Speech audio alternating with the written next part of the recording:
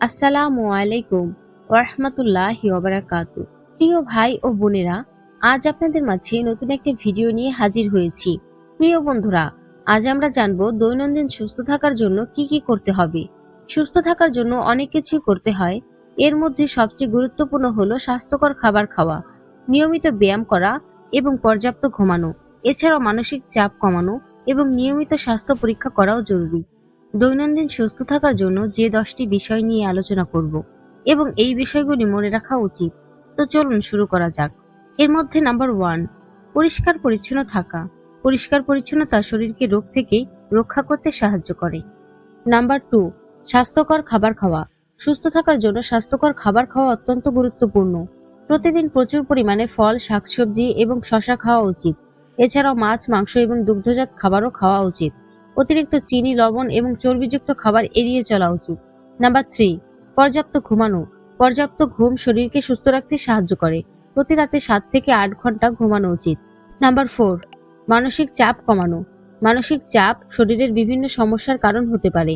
মানসিক চাপ কমাতে যোগব্যায়াম, ধ্যান, কাউন্সেলিং ইত্যাদির সাহায্য নেওয়া যেতে পারে। নাম্বার 5, নিয়মিত ব্যায়াম করা। নিয়মিত ব্যায়াম শরীরকে সুস্থ রাখতে সাহায্য করে। প্রতিদিন অন্তত 30 মিনিট ব্যায়াম করা উচিত।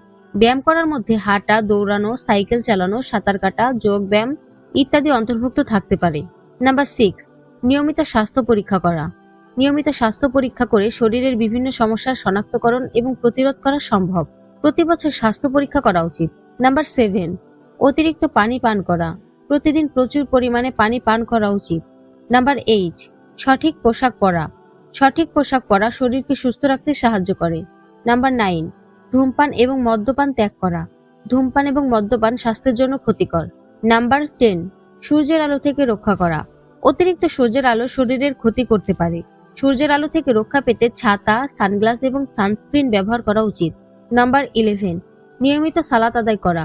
5 ওয়াক্ত নামাজ সকল মুসলমানের আদায় করা বাধ্যতামূলক। কেননা নামাজের মধ্যে আল্লাহ তাআলা শান্তি দিয়েছেন। নামাজ পড়লে শরীর এবং মন দুটোই সুস্থ থাকে, যার দ্বারাই মানসিক চিন্তা থেকে মুক্ত থাকা যায়। দৈনন্দিন জীবনে এই বিষয়গুলো মনে রাখা এবং মেনে চললে সুস্থ থাকার সম্ভাবনা বাড়ে। প্রিয় বন্ধুরা, আজকের ভিডিওটি এই পর্যন্তই। ভিডিওটি ভালো লাগলে লাইক করবেন।